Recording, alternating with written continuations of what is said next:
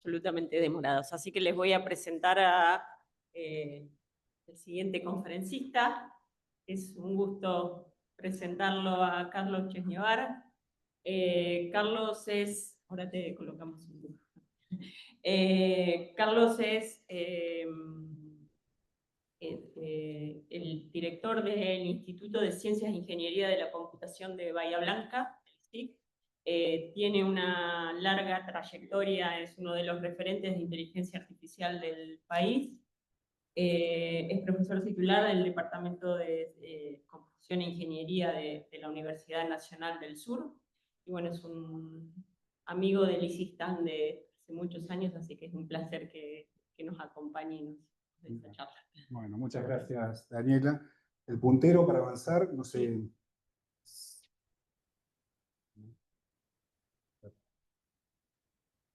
¿No? A ver. Ahí, lo de abajo. Un segundito. Ahí, ahí. Ahí. Y el de abajo. Hay que apuntar para. Ahí, con esto avanza. Bien, perfecto. Ahí. No, ahí el de arriba es el. Ah, este retrocede, perfecto. Bueno, buenas tardes a todos y todas las presentes. Un gusto estar acá. Gracias, Daniela, por la bienvenida.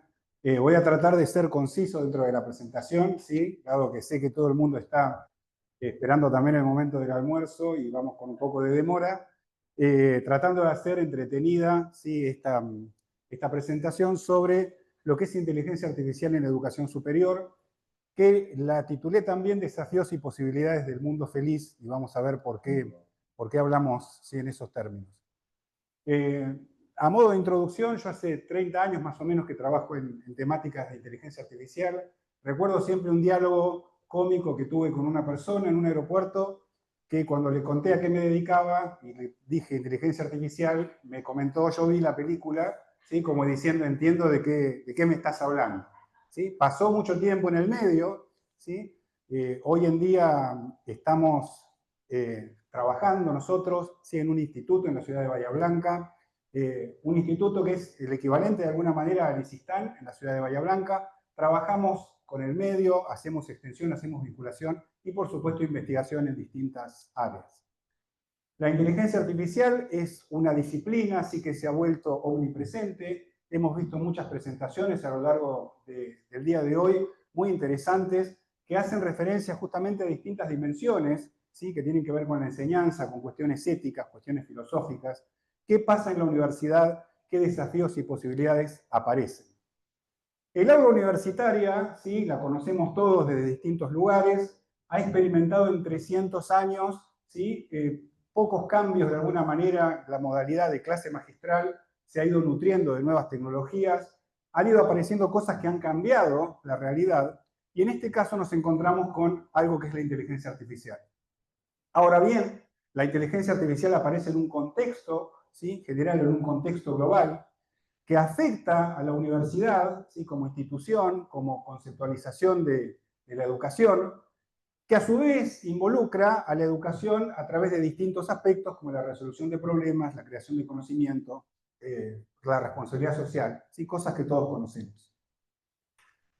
Coexisten en este sentido, en los últimos tiempos, dos visiones: una visión apocalíptica de la inteligencia artificial, donde se la plantea como algo que viene desde una realidad extraterrestre, que va a afectar a la especie humana y que de alguna manera nos pone en peligro, ¿sí? Esa es una mirada posible de la inteligencia artificial, que se contrapone con otra mirada que aparece asociada a la inteligencia artificial de buenas intenciones, ¿sí? Donde es una herramienta que nos va a permitir obtener múltiples beneficios y va a redundar, bueno, en ventajas para el proceso educativo en particular. Entonces, esas dos miradas, en realidad, hay que contextualizarlas. Hay un trabajo muy interesante del año 2024 que justamente hace referencia a que la inteligencia artificial tiene 70 años de existencia. En los últimos 24 meses se dispara un 500% el interés en la inteligencia artificial, básicamente por la aparición de ChatGPT, ¿sí? Aparecen sentimientos positivos, negativos en la población. Eso estuvo evaluado a través de lo que pasa en los diarios y en medios de comunicación. Entonces, lo que yo quería plantear en esta presentación es un poco una analogía. Hay muchos docentes de inglés que hicieron referencia a la educación, la inteligencia artificial en el contexto de inglés. Hay una novela distópica que se llama Brave New World, un mundo feliz en castellano, y quiero hacer una analogía con ese posible mundo feliz de la inteligencia artificial, ¿sí?, en educación superior, y el mundo al cual deberíamos enfrentarnos.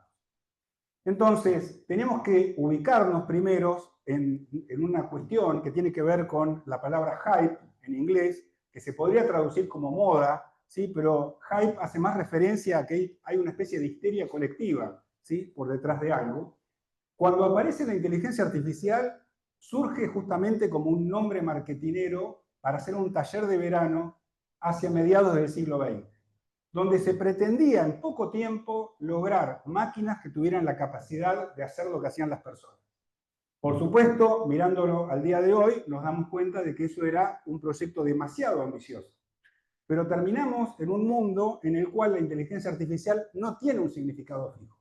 Puede ser cualquier cosa, algo que va desde un área de estudio en general a un componente de software. Entonces, si pensamos la analogía con lo que es un corazón artificial, por ejemplo, no tenemos el mismo tipo de dudas o el mismo tipo de preguntas, ¿sí? ¿Por qué? Porque todos nos imaginamos que un corazón artificial hace lo mismo que un corazón, pero a través de una máquina. En cambio, cuando hablamos de inteligencia artificial, empezamos a usar conceptos que suenan razonables por analogía a conceptos humanos.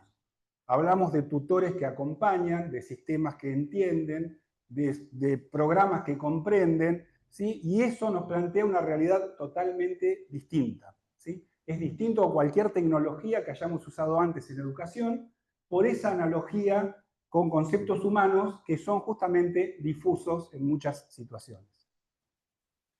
Entonces, la educación hoy en inteligencia artificial fue afectada fuertemente por la aparición de la inteligencia artificial generativa, los grandes modelos de lenguaje como ChatGPT. Aparece un verano de la inteligencia artificial. ¿Sí? Anteriormente ha habido inviernos, hemos tenido otoños, y el verano es justamente esta época donde florece inteligencia artificial en sus distintos formatos.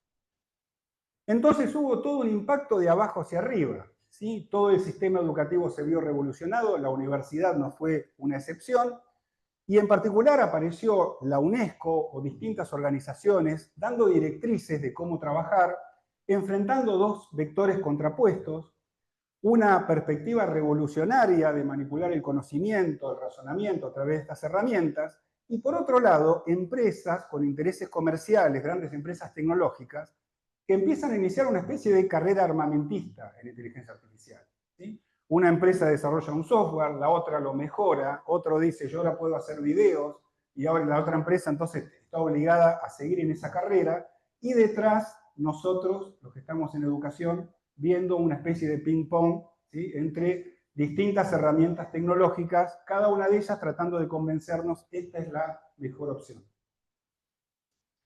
Entonces, hay distintos claroscuros en esta idea de pensar a la inteligencia artificial generativa como una panacea, porque aparece la cuestión de, estamos hablando de sistemas que no pueden distinguir lo verdadero de lo falso, ¿sí? Lo cual es un elemento sumamente delicado en el contexto del proceso educativo, ¿sí?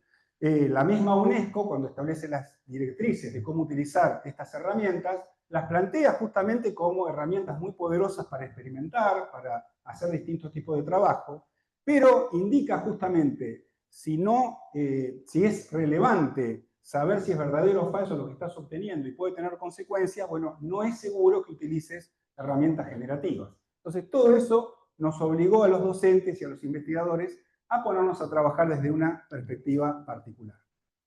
Bueno, les hablaba antes de que un poco la idea de esta charla, ¿sí?, es contar a través de una especie de metáfora dónde estamos y dónde nos gustaría ir.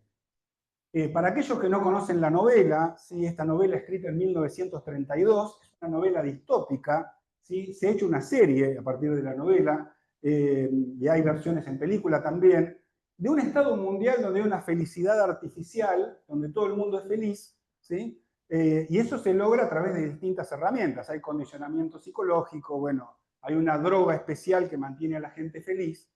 Y esa felicidad artificial, ¿sí?, de alguna manera, se ve interrumpida porque en una parte de la novela hay una reserva donde viven personas que están fuera del mundo feliz, y traen a una persona que se llama John el Salvaje, esa persona, que fue criado afuera del sistema, y le muestran el mundo donde todos son felices con felicidad artificial. Pero entonces esta persona, cuando ve ese mundo, dice, para mí no pasa por ser feliz simplemente porque si yo no me puedo hacer cuestionamiento, no sé lo que es sufrir, no sé lo que es tener angustia, necesito eso para tener una dimensión real de la felicidad. Sí, la felicidad artificial de ese estado mundial es una especie de estafa, según la visión de John el Salvaje, que este es el actor que lo interpreta en la serie. Entonces, acá tenemos una imagen donde está justamente John el Salvaje junto con otra gente que vive dentro del mundo feliz y no se hace cuestionamientos.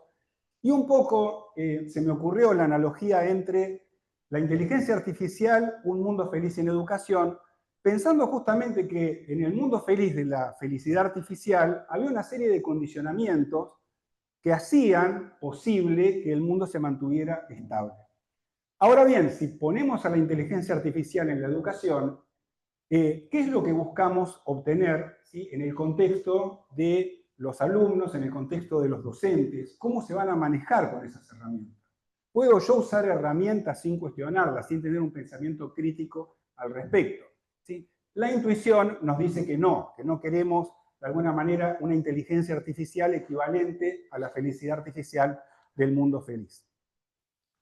Entonces, los supuestos que aparecen muchas veces con las herramientas generativas es que uno puede automatizar todo el proceso de enseñanza-aprendizaje como una especie de cinta transportadora, se logra una cadena educativa de valor, ¿sí? Aparece la educación como un servicio, como si fuera un servicio de Internet, Education as a Service, y hay chatbots y sistemas inteligentes, ¿y qué va a poder salir mal? Tenemos todo organizado para que los docentes, como bien dijeron antes, cada vez nos piden más cosas. Ahora nos van a decir, además, te vas a tener que encargar de mantener, asegurarte de que el chatbot funcione bien y que los alumnos no se confundan, ¿sí?, etcétera, etcétera. Hay toda una corriente en ese sentido que apareció en el año 2025. Hay un grupo de investigadores holandeses, ¿sí?, de otros países, que están teniendo justamente esta visión un poco más crítica, que es la que quiero traer acá porque me parece relevante y representativa. Se nos suma todo esto a que los docentes nos vemos inundados por periodistas, comunicadores sociales, que incluso nos dicen los profesores no van a hacer más falta, porque ahora con ChatGPT yo le digo que me enseñe a sumar como si yo tuviera 10 años y no necesito un profesor. ¿Sí? Entonces, gente experta que habla de inteligencia artificial aparece por todos lados y aparecen titulares como este: podés trabajar en inteligencia artificial sin saber inteligencia artificial, ¿sí?, que si los pensamos con cierta dosis de sentido común no representan nada. ¿Sí? Entonces, ¿cuáles son las luces y las sombras de este mundo feliz, ¿sí?, al que hacemos referencia? Bien, aparece una cuestión asociada con todo lo que es el prompting, ¿sí?, más allá de su poder expresivo. Si lo pensamos en el sistema educativo o en el sistema universitario, ¿sí?, de alguna manera se promueve manejarnos con un sistema que no entendemos muy bien cómo funciona. Y eso tiene consecuencias delicadas, o consecuencias importantes, porque erosiona los cimientos de lo que es un sistema académico.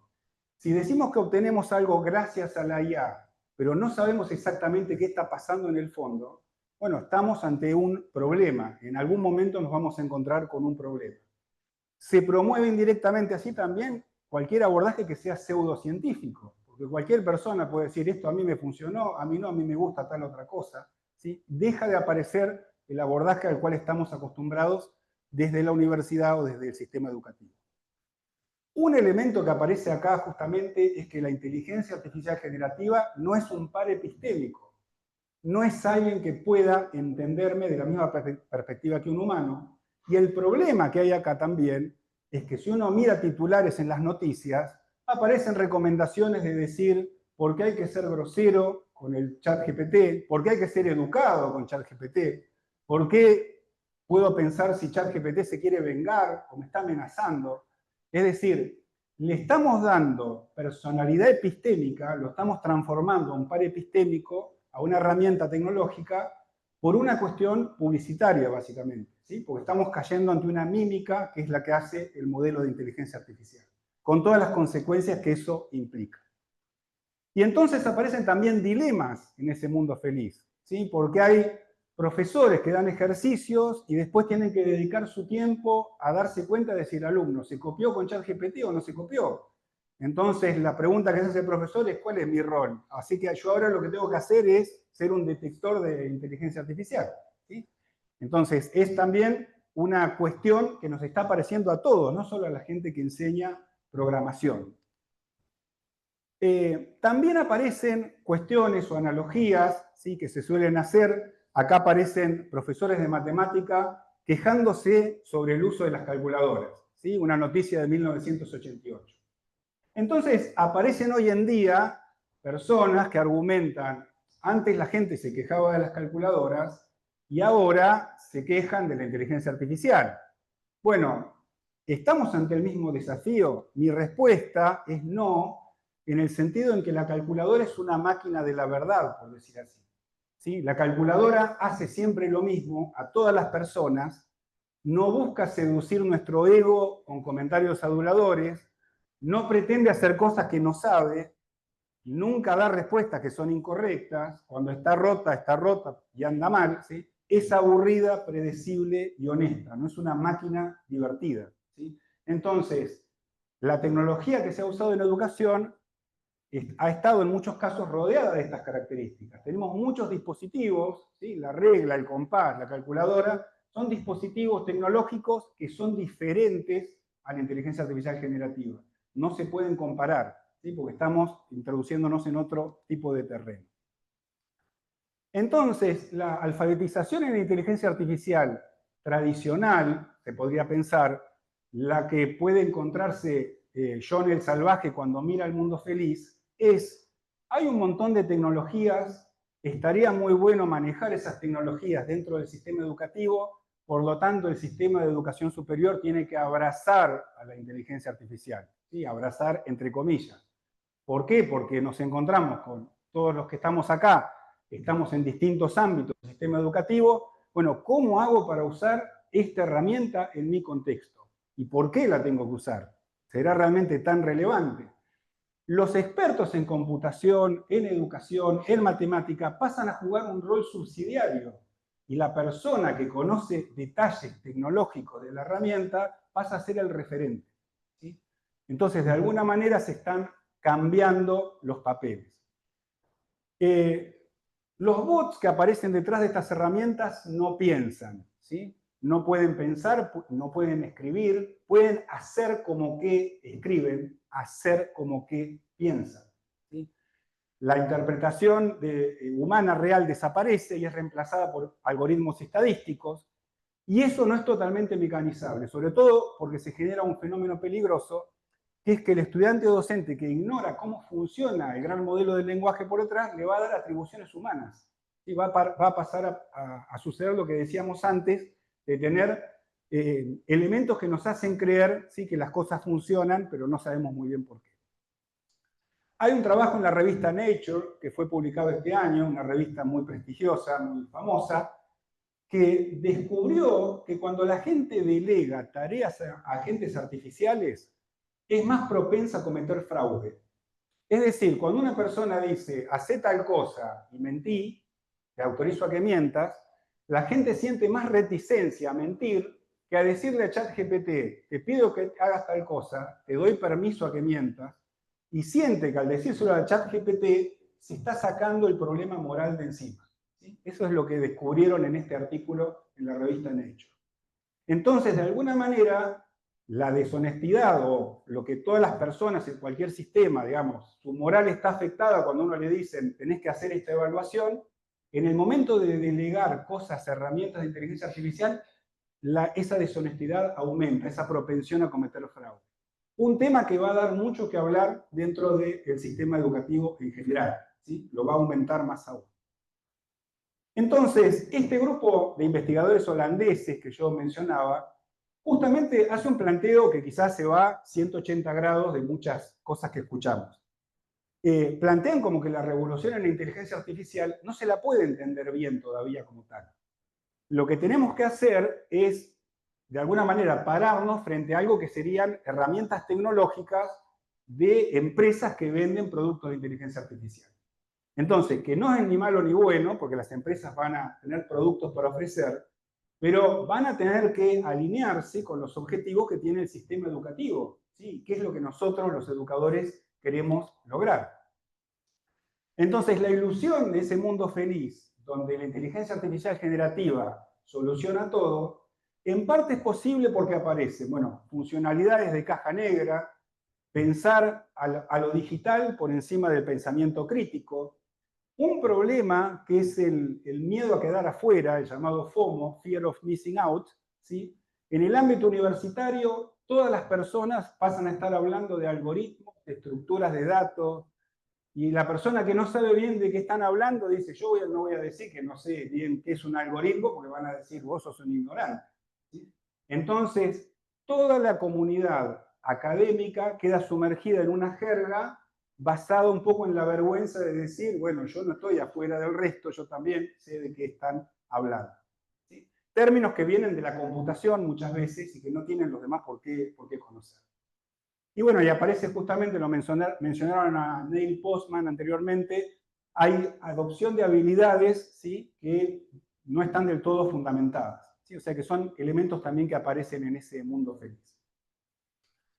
Bien, pasamos ahora entonces a la segunda y parte final de esta charla, dentro de la cual quiero hacer una especie de análisis de distintas temáticas que me parecen relevantes. Y justamente el título de la charla es, bueno, nos encontramos nosotros en el escenario donde está ese mundo feliz, donde aparece John el salvaje, ¿sí?, y mira el mundo feliz y dice, esto a mí no me deja contento. Y yo hago la analogía de decir, quizás seamos muchos los docentes, los investigadores, que también vemos esas distintas herramientas que aparecen, y decimos, esto está bien querer buscar inteligencia en educación superior, inteligencia artificial, pero ¿a qué precio, a través de qué herramienta? Entonces, ¿cómo hacemos para escapar de un mundo feliz que estaría asociado puramente a la tecnología? En primer lugar están las habilidades de pensamiento crítico, ¿sí? Hay un rol en la universidad, en la docencia, en la formación, a través de ese tipo de habilidades.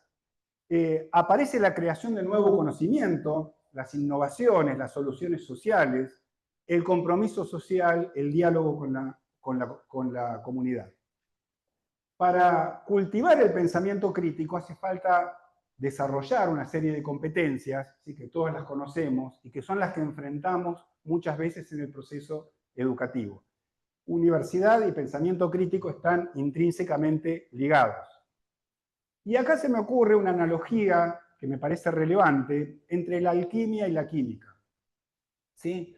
La alquimia y la química comparten un ancestro común, que es entender y manipular la materia. Ahora, la ciencia hizo que los métodos y las habilidades divergieran, porque la alquimia era intuitiva, era simbólica, ¿sí?, era opaca, era mística, ¿sí? Todos sabemos, Harry Potter tenía ciertos hechizos que a partir de decir tal palabra podía hacer volar una escoba y cosas por el estilo, pero uno puede divertirse usando magia, pero no puede hacer crecer un sistema educativo usando magia.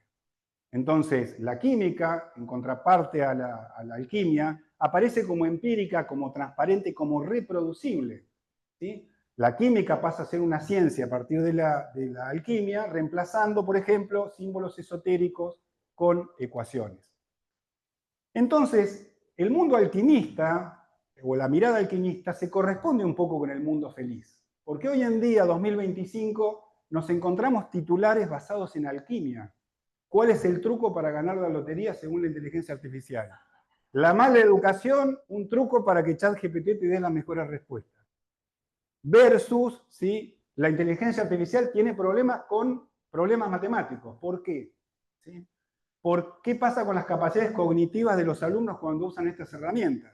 Entonces, esa es la mirada química, porque ahí aparecen toda la artillería que nosotros como docentes y como académicos sabemos manejar bien, ¿sí? En la alquimia yo no estoy pisando un terreno firme. Puedo hacer cualquier afirmación y va a sonar plausible y se deja de poder razonar, ¿sí?, acorde a cómo uno se mueve en el mundo académico. Y también hay otras caras poco conocidas en el mundo feliz, que es que justamente, no sé, los chips con los que se fabrican los grandes data centers, se usa cobalto que se saca de África y a las personas de África les pagan $3 para estar todo el día descalzos sacando cobalto, ¿sí? Hay parte de una realidad que también debería discutirse en el contexto de lo que se construye a través de inteligencia artificial. ¿Y quién las tiene que discutir si no es la universidad? ¿Sí? ¿Quién va a ser el que va a hablar de esas cosas si no somos las personas que estamos dentro de la universidad? Lo mismo pasa con las enfermedades mentales que están asociadas también a personas que le dan atribuciones humanas, que tienen amigos artificiales, novias artificiales, bueno, etc. Entonces, la función de la universidad, si lo pensamos en el mundo alquimista, ¿sí?, y le unimos a eso toda la parte que ya tenemos de producir impacto, eficiencia, productividad científica, toda la sobrecarga, es un combo, ¿sí?, que pasa a ser peligroso, ¿sí? Y deberíamos instalarnos como un faro crítico, ¿sí?, en lugar de ser parte de ese universo alquimista. Entonces, en ese contexto que tenemos que pensar el rol de la inteligencia artificial generativa. No reducir a simplificar la inteligencia artificial en eficiencia, nuevos paradigmas y cosas por el estilo.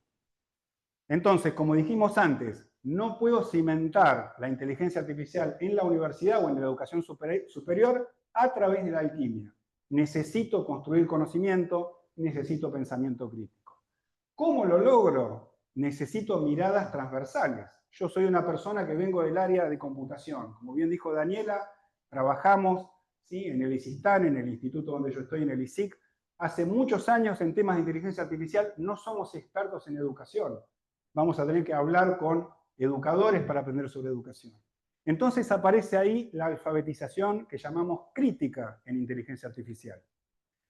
En el mundo feliz tendríamos una visión en la cual yo tengo ciertas tecnologías, que hay empresas que las desarrollan, que no tienen la culpa las tecnologías, ni tienen la culpa las empresas. No estamos hablando acá de que hay buenos y malos, sino que son tecnologías que resultan calzar dentro de las demandas de distintos modelos, en particular de los modelos educativos.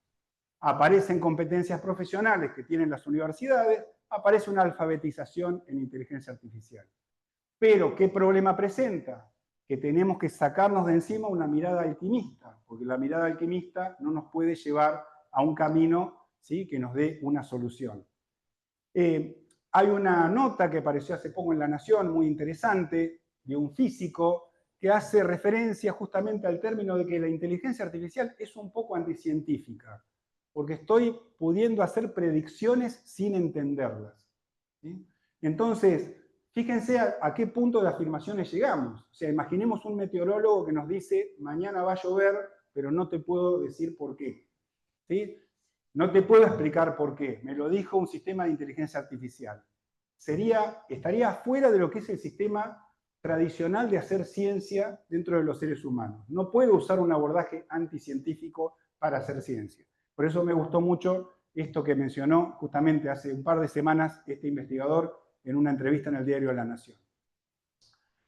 Por otro lado, y para cerrar esta idea, ¿sí?, la inteligencia artificial no se reduce a la inteligencia artificial generativa. Hay todo otro conjunto de herramientas que la complementan. Y también hay otro aspecto que es el pensamiento matemático computacional. Partir problemas en subproblemas, abstraer patrones, algoritmos, ¿sí?, todos elementos que trae la matemática, que la computación ha refinado también, y sumado a eso una mirada transversal. Entonces, esto lleva a lo que yo entiendo, de alguna manera, por una definición de alfabetización crítica en la inteligencia artificial, donde las tecnologías juegan un rol, hay otro rol que tenemos todos nosotros, los educadores, a través de la transmisión de pensamientos matemático-computacionales, los conceptos fundacionales, y las personas que hacen docencia de distintos aspectos, las competencias profesionales, éticas, cognitivas y sociales. Todo eso tiene que conjugarse para que no sean solamente cuestiones tecnológicas las que aparezcan en juego, ¿sí? Por supuesto, esto es una mirada posible, ¿sí? Se podría refinar y perfeccionar más. ¿Y quiénes son los actores que nos van a sacar del mundo feliz? El mundo académico. ¿Por qué el mundo académico? Porque es el refugio de la creación del ecosistema de conocimiento y no tiene motivos comerciales, no está buscando vender un producto, ¿sí? Porque no es su finalidad. Entonces, a través de la acción de los distintos actores académicos, vamos a pasar de la mirada alquimista de inteligencia artificial a una mirada química, que es la que vamos a necesitar en todos los sectores. Bueno, algunas consideraciones también finales. En estos últimos minutitos quería dedicarme también a hablar, más allá de este diagrama o este abordaje, qué cosas deberían pasar. Tendríamos que pensar que para que esto sea realidad, tendría que haber contenidos núcleos de lo que es pensamiento computacional, inteligencia artificial, apropiados para cada carrera, ¿sí? Alguien que va a ser un profesorado de inglés tendrá que tener ciertos conceptos, alguien que sea abogado en el futuro tendrá que tener otros, pero no conocer una herramienta particular o 2 herramientas o 5, porque las herramientas cambian, los conceptos permanecen. No es algo que uno lo tenga que hacer ya inmediatamente. La inteligencia artificial lleva 70 años de existencia, hablamos de algo que nació en 1955, entonces los productos comerciales tienen sus tiempos, tienen sus urgencias, la educación es un proyecto a mucho más largo plazo. Hay un concepto también interesante acá, que es el conocimiento humano como ecosistema. Hablamos de un mundo hoy donde la sostenibilidad es un valor que todos tenemos en cuenta, tratamos de no usar plástico, de no usar elementos que contaminen. ¿Qué pasa con el conocimiento humano? Bueno, algo que está empezando a aparecer con las herramientas de inteligencia artificial es, por ejemplo, que hay herramientas automáticas que traducen libros, pero los traducen con los errores propios de estas tecnologías. Hay herramientas automáticas de inteligencia artificial que retocan fotos, como se ve ahí. Pero el problema es que la foto de la izquierda es una persona que existió y la foto de la derecha es una persona que tiene otra mandíbula, que tiene otra nariz, y es una foto corregida que si yo meto esas 2 fotos en internet, yo ya no sé quién es un ser humano y quién es una réplica fabricada por un algoritmo. Si yo entro a llenar internet de información donde se mezclan cosas creadas por humanos y cosas que salieron de algoritmos, empiezo a contaminar el ecosistema del conocimiento. ¿Sí? Entonces, eso es una consecuencia también de las cosas que van a pasar. De alguna manera, ¿sí? Lo que hace ChatGPT, pensando en la alegoría de la caverna de Platón, esa alegoría tan famosa de la filosofía, es justamente manejarse con una pared donde hay sombras de las cosas que los seres humanos hacen. Los seres humanos, como se ve ahí a la derecha, conocen la realidad de alguna manera, ven objetos en la realidad. Esos objetos, los filósofos, uno diría, los adquiere cuando adquiere una comprensión verdadera, es que ve esa realidad que está en el mundo exterior, pero en realidad vivimos encadenados viendo sombras proyectadas en una pared. Ahora, preguntémonos, ¿qué es lo que ve ChatGPT del mundo? ChatGPT ni siquiera va a poder ver lo que está en ese mundo exterior del filósofo ideal, sino que lo que ve son las sombras de nuestras propias sombras. Con lo cual, el mundo sobre el cual nos puede hablar es el mundo que los humanos contamos. Lo que los humanos nunca contaron, ChatGPT nunca lo va a poder relatar. Entonces, todas esas son cuestiones filosóficas que hay que tener en cuenta. Hay varios principios que están en una carta abierta, ¿sí? Que se llama Contra la adopción no crítica de inteligencia artificial en la academia, sobre la transparencia, la independencia, la honestidad, la escrupulosidad y la responsabilidad, ¿sí? Que son una especie de principios, los relato muy rápidamente para no restar más tiempo, que deben tenerse en cuenta en los productos basados en inteligencia artificial, ¿sí? Es decir, en este sentido, la Unión Europea, por ejemplo, tiene una mirada o trata de tener una mirada bastante más conservadora, ¿sí? y no arriesgarse a adoptar cualquier producto tecnológico sin medir este tipo de principios. Hay también análisis sobre cómo usar la inteligencia artificial para la pedagogía del futuro, y se destaca, ¿sí? El hecho de que la inteligencia artificial no tendría que socavar las habilidades que yo necesito para ser exitoso en la era de la inteligencia artificial. Si una persona usa una herramienta que le termina limitando su capacidad de pensar críticamente y eso lo va a necesitar para elegir qué herramienta usar, estoy por un mal camino, ¿sí?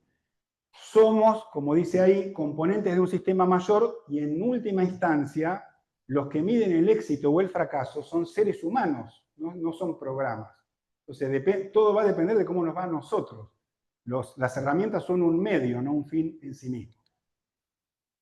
Bien, voy a saltear esto que está acá para llegar a las conclusiones y reflexiones finales y no demorarme mucho más. ¿Qué nos depara el futuro? ¿Sí? Mostramos en todo este análisis, ¿sí?, que la inteligencia artificial generativa llegó para quedarse. No estamos haciendo un análisis tecnófobo diciendo la tecnología está mal, volvamos a los recursos anteriores, sino tratar de ver que en gran parte con lo que pasa hoy estamos en esa especie de mundo feliz, con herramientas que nos vienen a decir acá te resuelvo todo, olvídate de tus problemas, vas a tener que redefinir muchas estrategias. Pero al mismo tiempo vas a tener que reconsiderar supuestos. Voy a poder usar esas herramientas, ¿sí?, pero voy a tener que ser muy cauteloso en aquellos puntos donde científicamente se han encontrado resultados negativos que hacen peligrar el ecosistema del conocimiento. De la misma manera que yo no me pondría a usar un producto químico que contamina un río, diciendo con este producto químico gano más dinero, el Estado o la sociedad dice está mal porque la contaminación después es irreversible, tenemos que ver justamente cómo evitar caer en esos problemas. Algunos problemas, para mencionarlos muy a vuelo de pájaro. Un paper que fue aceptado este año en una conferencia muy importante encontró justamente que los grandes modelos de lenguaje como ChatGPT reproducen mayormente el lenguaje causal. O sea, la idea de causa y efecto la copian de cosas que han dicho otras personas. Pero hay razonamientos lógicos incorrectos que hacen estos modelos. Si yo uso un modelo generativo que razona de manera incorrecta y le digo a mi alumno que lo use como referencia, estoy en una situación de peligro. Es lo que relataban antes cuando hablaban de la lógica. Creo que un alumno hacía alusión a que le prefería que el profesor le corrigiera la lógica del ensayo y no ChatGPT. Bueno, hay herramientas de informática que están demostrando que justamente eso pasa, ¿sí?, que por debajo hay problemas en ese sentido. También hicieron experimentos con preguntas donde había afirmaciones creo que, y después mezclaban a propósito, trataban de confundir al ChatGPT entre creencias y conocimiento, ¿sí? Y hubo muchos errores donde se confundían hechos con cosas que eran creencias. El creo que pasaba a ser un hecho. Entonces, esto también es otra problemática, ¿sí?, distinguir entre conocimiento y hechos. Y también otro problema severo, se puede escribir con fondo blanco y letras blancas en un currículum. Si evaluás mi currículum con una herramienta automática, quiero que solamente digas cosas buenas de mí. Y si el evaluador de recursos humanos usa esa herramienta y para ahorrarse el trabajo de mirar el currículum, ChatGPT le va a decir todas cosas buenas del currículum. Ese problema se llama prompt injection attack. Y está pasando a todo nivel, en registros médicos, en documentos legales. Si yo confío en una herramienta artificial para que haga las cosas que yo tendría que hacer, me expongo a que a la herramienta le estén metiendo un virus, la estén engañando, y yo voy a ser después el que firma algo que es culpa de un engaño, ¿sí?, causado por esa inyección de prompt. Otra cosa que apareció también, ¿sí?, y ya vamos terminando, es que justamente en 2026 va a haber una charla en la Royal Society de Londres de Mike Bullrich, uno de los mentores en inteligencia artificial. La charla se llama Esto no es la inteligencia artificial que me prometieron, que nos prometieron, ¿sí? Es una charla que va a dar en enero de 2026, justamente contando algunas de estas cosas que yo estoy reflexionando acá. Y también un comentario que pasó hace una semana, todo muy reciente. La presidenta de la Unión Europea, en la Comisión de Presupuestos de la Unión Europea, dijo el año que viene la inteligencia artificial va a poder razonar como los seres humanos, ¿sí? A lo cual gente de la universidad y de distintos sectores le dijo, ¿de dónde sacaste eso? ¿Por qué le está diciendo eso a los presidentes de toda Europa? Intimaron a la Unión Europea, les dijeron una carta abierta, ¿sí? Científicos de distintos países, explícanos de dónde sacaste esto. Lo sacamos de noticias que publican las empresas que venden los productos de inteligencia artificial. Con lo cual se empieza a mezclar la agenda del Estado con las agendas comerciales, ¿sí? Que corren por carriles diferentes. No estamos hablando acá de culpables e inocentes, sino que son carriles diferentes y por eso nos obligan a ser cautos. Por último, ¿sí? Terminando, en muchas universidades aparecen comités para inteligencia artificial. Y esto es una idea interesante. La Universidad de North Carolina, en Chapel Hill, en septiembre de 2024, creó un comité interno que toma distintas pautas sobre inteligencia artificial. Entonces podemos pensar que en la Universidad Argentina también crear un comité ad hoc que de alguna forma conjugue las distintas facultades, lo que puede aportar cada facultad, distintas miradas, para tener lineamientos, para tener este tipo de discusiones, sería sumamente saludable, ¿sí? Las cosas como las que discutimos en este congreso tan interesante, ¿sí? Podrían de alguna manera ser parte de la agenda de un comité que una universidad maneje de manera permanente. También aparece la inteligencia artificial gradualmente en la investigación como nuevo paradigma, ¿sí? Ya está siendo casi ineludible usarla, en los últimos años se ha incrementado, y se van delegando, ¿sí? Muchas actividades hacia la inteligencia artificial en investigación, ¿sí? Es un tema que no vamos a analizar acá por una cuestión de tiempo. Por último, hay un posible futuro en todo esto que tiene que ver con lo que se llama la inteligencia artificial neurosimbólica, ¿sí? Existe de alguna manera una movida, hoy 2025, en combinar los sistemas de redes neuronales y los sistemas de machine learning tradicionales con sistemas simbólicos más similares a la lógica que usamos los seres humanos, buscando así un sistema que pueda sacar razonamientos, pero al mismo tiempo pueda explicar por qué ese razonamiento se produce, ¿sí? Eso es un área en exploración, es un área de vanguardia. Bueno, reflexiones finales entonces, y terminamos ya para que no se sigan haciendo ilusiones de comer más y más tarde, así que tengamos un espacio para almorzar. No tenemos que prohibir las herramientas de inteligencia artificial generativa en el ámbito universitario, ¿sí? No sería una locura decir, prohíbo esto porque tiene problemas. Las tengo que integrar de manera crítica, basándome en la opinión experta de académicos especialistas, evitando caer en la histeria, en el hype, ¿sí? No tenemos que dejar que el ecosistema del conocimiento se contamine, ¿sí? Tenemos que ser responsables como somos responsables de no tirar basura en la vereda, ¿sí? Lo mismo tenemos que hacer cuando nos manejamos con la información digital. Y mantener el eje del pensamiento crítico, ¿sí? Como referencia para construir un modelo educativo universitario.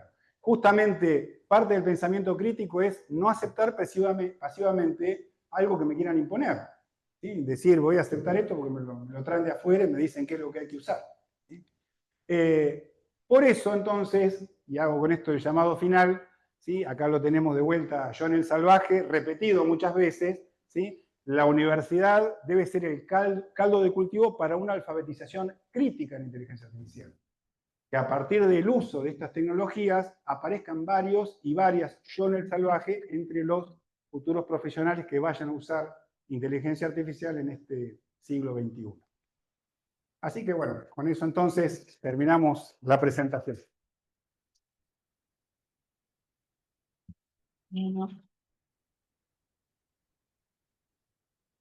Muchísimas gracias, Carlos. Excelente, ¿no?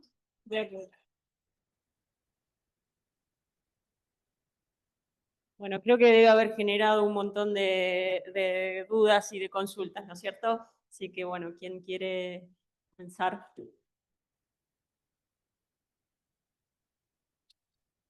Bueno, antes que nada, gracias por la presentación, muy interesante y además muy ameno, así que se valora mucho. Una de las ideas que compartiste me quedó ahí resonando. Cuando decís que los cambios curriculares, la inclusión de los contenidos de la IA no tiene que ser ya. Me quedé pensando, ¿no? Porque digo, la tecnología avanza tan rápido y yo a veces siento que como que tenemos que actuar rápido también y que tenemos que incluir, bueno, vos hablabas de la educación superior, pero también pienso en otros niveles, como sí. desde el inicial te diría, primaria y secundaria, para alcanzar esta alfabetización crítica en IA como nombrabas. Sí, bueno, justamente yo cuando mencioné este tema de la inminencia y del ya, hago referencia un poco al hecho de que lo que está sucediendo hoy es el hecho de que vienen paquetes comerciales, de alguna forma, donde uno le dicen, o sea, las empresas que desarrollan estos productos desembarcan en un ministerio de un país de educación y dicen, esto es lo que van a usar para enseñar tal cosa y te vendo esto y te vendo este producto. Todo eso se instala y lo que está sucediendo es que el sistema educativo empieza a modificar su comportamiento. Digamos, tiene una inercia muy compleja la educación, todos lo conocemos. Entonces, cambiar prácticas educativas es muy complicado. Cuando uno le traen un producto, le dicen, para dentro de 6 meses tenés que poner esto en la currícula, a lo que me refiero es, decirlo tenés que hacer ya, no te va a llevar a tener una mejor solución. O sea, porque lo que vas a estar haciendo es adoptar una herramienta tecnológica, pero los elementos subyacentes a la herramienta no los estás integrando. Si el día de mañana, en lugar de usar el chatbot con un diálogo, la herramienta cambia por algo que usa el mouse, y vos decís, ¿ahora qué hago? Ahora tengo que cambiar todo lo que hice antes por usar el mouse o por usar, no sé, otra cosa. Con esa reflexión, lo que me hacía referencia es la didáctica de la matemática o de otras disciplinas o de la enseñanza del inglés tiene muchísimas décadas de historia, ha ido evolucionando, ha habido distintas escuelas. Y bueno, hay que tomar en consideración esa metodología que venimos usando siempre para decir, bueno, ¿cómo hago yo para, por encima de lo que manejamos, usar las herramientas de manera crítica? ¿Sí? Que no sea un reemplazo de decir, bueno, pinto todo lo que hay con inteligencia artificial y listo, ya esa es la manera de modernizar. Esa es un poco la idea. Muchas gracias. ¿Otra pregunta? Muchísimas gracias por este ejercicio de revisión crítica de la inteligencia artificial. A mí me asalta alguna inquietud dentro del ejercicio que planteas. El mundo feliz es el que nos vende el marketing, ¿cierto? Pero nosotros como docentes no debemos pensar en el mundo feliz y racionar e investigar acerca del mundo feliz que me venden, sino del mundo ideal que deberíamos construir los docentes y educadores. Y en ese sentido, tampoco sería devolvernos al mundo salvaje. O sea, no tengo que ser un salvaje para yo poder construir un mundo utópico mejor que el mundo feliz artificial que me están vendiendo. Sí, correcto, sí. Y ese sería el ejercicio. Para eso yo tendría que entender la herramienta, sus limitaciones y dificultades y el propósito que busca, que no es el mundo feliz que me están vendiendo, sino que es una herramienta que tiene unas limitaciones, pero que tiene unas bondades interesantes que yo podría articular. Si yo quiero promover el pensamiento crítico, podría terminar quedándome solo en la crítica. Y creo que tendríamos que evolucionar más allá de la crítica para empezar a construir ese mundo utópico que queremos construir los docentes, con herramientas sofisticadas, como lo es la IA, y cómo el potencial lo puedo aprovechar para construir ese mundo utópico que queremos. Obviamente, el ver el mundo feliz y evaluar el mundo feliz, pues vamos a encontrar que definitivamente hay errores y fallas, como tú bien nos lo has presentado en la mayoría de los artículos que nos presentaste. Eso nos lleva a reflexionar sobre que hay que ser cuidadoso, pero no nos está dando elementos para construir ese mundo utópico al que vamos. Nos hace falta como una guía. Si yo voy a usar una herramienta nueva que desconozco, lo primero que debo hacer es leerme el manual. Sí. ¿Y cuál es el manual de la IA? Lamentablemente está muy escondido y está muy técnico. Entonces los técnicos deberíamos coger ese manual, que es la ingeniería de prompting, y decirles, es que la manera de usarlo es esta. Y en el contexto educativo lo deberíamos hacer de esta manera.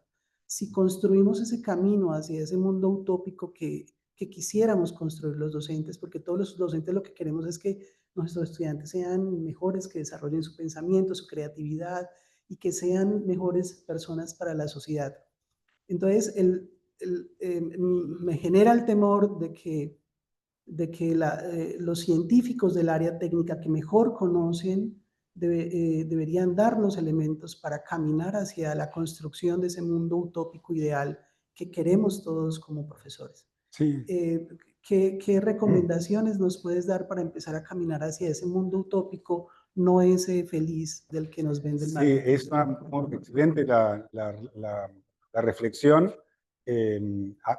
Yo, digamos, de alguna manera vengo acá a traer preguntas sin tener todas las respuestas, ¿sí? ¿Este micrófono? Es muy buena reflexión y de alguna manera el problema, creo yo, que hay es que lo que no puede suceder es que el desarrollador de una herramienta tecnológica imponga la agenda educativa planetaria.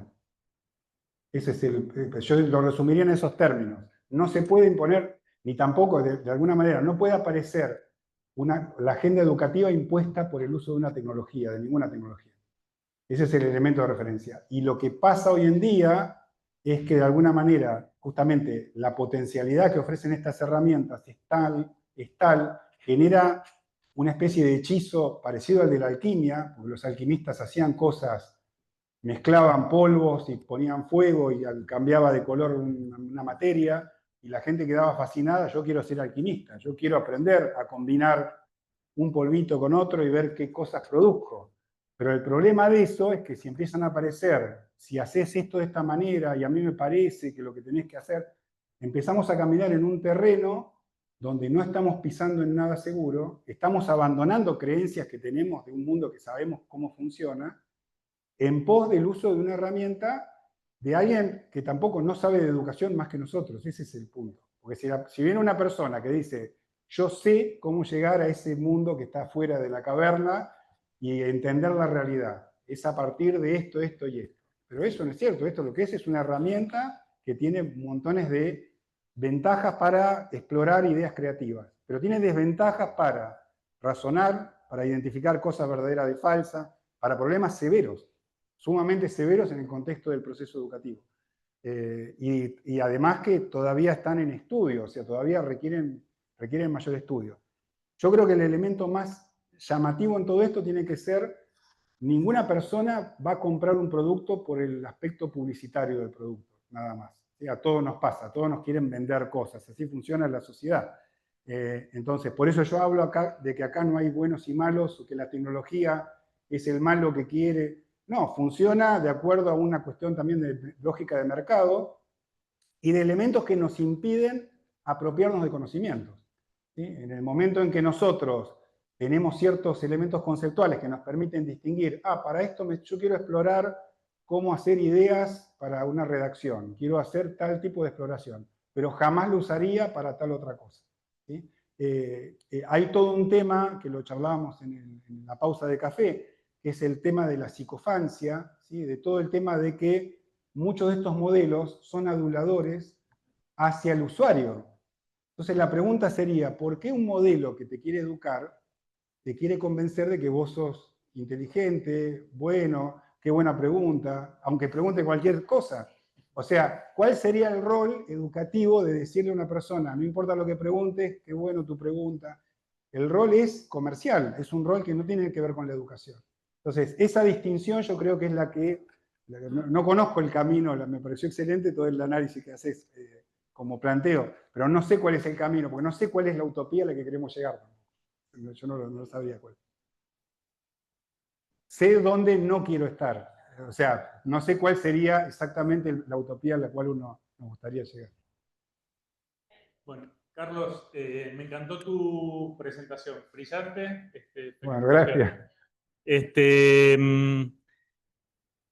Digamos, te hago una pregunta un poco filosófica en el marco de digamos, una continuación de todo lo que se ha venido charlando. La inteligencia artificial, en definitiva, es tecnología. La tecnología le ha servido a la civilización para ser cada vez más eficiente, más eficaz en la explotación de los recursos, a tal punto que los hemos llegado a poner en riesgo, ¿sí? el problema que yo veo es que en definitiva la inteligencia artificial es un producto humano. Es una proyección de la inteligencia humana, una emulación. Y el problema es que nosotros no dejamos de ser animales con instintos muy primitivos, por eso nos matamos en las guerras, no hemos construido un mundo equitativo, justo, etcétera. Entonces, de alguna forma lo que yo veo es que esta herramienta digamos, es muy potente y va a potenciar esas desigualdades, por más que los académicos tengamos buenos ideales. En definitiva, bueno, por lo menos acá en el Congreso todos tenemos buenos ideales, habría que ver en la casa qué es lo que hacemos. Pero bueno, es una reflexión de hacia dónde se puede proyectar esto. ¿Qué pensás? Sí, no, creo que de alguna manera esto es un terreno que ahora se está despertando y todavía tiene que pasar cierto tiempo. Yo uso estas herramientas, digamos, las uso en mi trabajo, las uso muchas veces y también soy consciente a veces y tengo alumnos que vienen y quieren resolver cosas que no se pueden resolver con estas herramientas usándolas. Entonces yo creo que el problema más grande que existe es la atribución de inteligencia a algo que hace la mímica de un proceso, que nos puede pasar a todos. Es como si yo me pongo a memorizar las respuestas típicas de un veterinario cuando alguien va con un perro enfermo. Y yo respondo como si fuera un veterinario. Y puedo engañar a una persona que va a creer que yo soy veterinario. Le digo, a tu perro le pasó esto y ahora lo otro. Y si a la persona le dicen, pero no es veterinario, yo no me di cuenta. ¿Cómo no te diste cuenta? Y yo le pregunté y me dijo tal palabra. Los seres humanos somos engañables. Entonces, una de las cuestiones que estas herramientas usan es que las personas nos creemos más especiales de lo que somos. Somos muchísimo más rudimentarios, ¿sí? Y por eso es que la herramienta te dice, fantástico tu pregunta, todo eso está pensado para alimentar un diálogo que no termina y que genera siempre la sensación de cierta saciedad. Y la persona por eso la vuelve a buscar, ¿sí? a la herramienta. Pero bueno, da para mucho y no me quiero extender tampoco mucho por el tema del horario del almuerzo. Buenas tardes. Sí, muchas gracias por la presentación, muy buena. Mi pregunta va orientada porque viendo esto mismo de que no importa, digamos así, muy crudo, la barbaridad que se le pregunta a la inteligencia artificial generativa, ella te dice, fantástico, qué buena tu pregunta. Y viendo también, por ejemplo, la imagen que puso en su presentación al principio, que era reconstruida, pero que la mandíbula tenía sus cambios. Y siguiendo por este mismo orden, la teoría de la Internet muerta que está actualmente, que dice que el 50% del contenido que hay actualmente en la Internet está generado por chatbots y por inteligencia artificial. ¿No cree usted que no solo aprender a usarla, enseñar a los estudiantes a usarla, sino a detectar cuando la inteligencia artificial está dando como un contenido falso, cuando estamos leyendo una fake news en Internet que está creada por inteligencia artificial para como no tragarnos esa información y saber que aunque nos está inflando el ego, por así decirlo, también nos está diciendo una información incorrecta, ¿no? Sí, lo que pasa es que hay un problema justamente que es que no es distinguible, digamos. Ese es el problema grave que existe en todo eso, y ese ejemplo de la foto que mostraba recién es algo que salió la semana pasada en una asociación de expertos en genealogía en Europa, que ellos trabajan con fotos antiguas y fotos que las retocan, digamos, donde completan parte de una foto que falta. Pero ¿qué pasa? Contaban de que ahora aparecen herramientas que dicen, no retoques la foto vos, que sos experto en retocar fotos. Dásele una herramienta que te hace el retoque automático. Cuando la herramienta retoca la foto, le cambia la cara a la persona, porque completa lo que no puede completar de alguna manera, con lo cual la persona que hizo el posteo de esa foto dice, a la izquierda está mi abuelo, a la derecha es una caricatura de una persona parecida a mi abuelo. Pero no son dos fotos de mi abuelo, una mala y otra real, ¿sí? Y otra corregida. Entonces, eso que vos decís muy bien de qué es fake y qué no es fake, si no hay una especie de legislación que obligue a poner una especie de estampilla que diga esto lo fabricó un algoritmo, esto no es una foto de la realidad, se va a entrar a llenar Internet de cosas verdaderas y falsas y no vamos a saber distinguir una cosa de la otra. Hay proyectos hoy en día de gente que está ordeñando Internet para sacar todas las páginas que son anteriores al año 2022, sabiendo que esas páginas las escribieron personas, pensando que a partir de ahora se va a entrar a llenar todo de cosas, va a ser como lo del ecosistema. Cada vez va a haber más plástico flotando, cada vez más porquería dando vuelta y uno va a tener que decir cómo distingo agua potable de plástico.